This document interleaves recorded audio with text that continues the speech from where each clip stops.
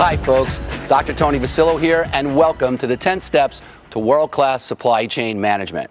The purpose of this video is to provide you with the 10 steps necessary to create world-class supply chain dominance. That's right, you heard me folks, dominance. By the end of this video, you will have the 10 steps necessary to create supply chain effectiveness at your company. So let's get started right now. Step one is creating a supply chain strategic plan. Prior to doing anything else with your supply chain, it is most critical that you lay out the plan for the next 3 to 5 years. It is usually important to have a supply chain on a short time frame horizon, about 3 years. The most critical elements of a supply chain are as follows: an executive summary, the key objectives of the strategic plan, the environmental assessment, the competitive assessment, and then most importantly, the key tactics and initiatives you're going to use to drive supply chain effectiveness.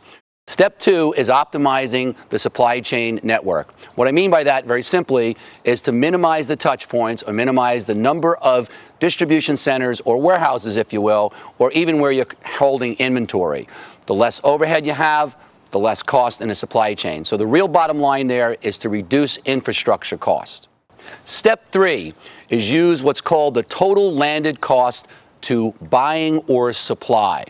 When you're buying goods from suppliers, it is really critical that you include all the costs associated with your cost of goods, such as customs, duties, taxes, fees, and most importantly, clearly delineating the freight from the cost of goods so that you're controlling that most critical aspect of supply, which is freight management.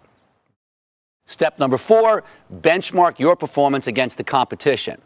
I know it's easier said than done, but the way to do this is go to one of your industry trade associations and get the benchmark data that's available in your industry and compare yourself minimally to similar companies or like companies in your industry in major performance areas such as cost per unit, cost per case, or possibly even cost as a percent of sales. The real key there is to see how you are doing against the competition and close that gap.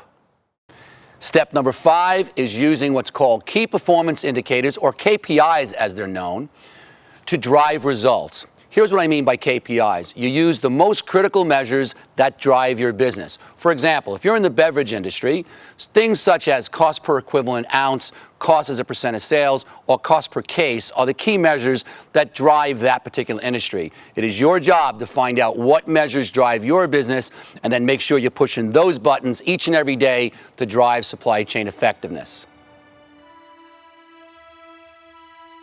Hey, for additional information and more resources, feel free to go to my website at www.ifmc-consultants.com. I hope you enjoyed the video. For now, it's Dr. V signing off, and remember, play the game and not the score.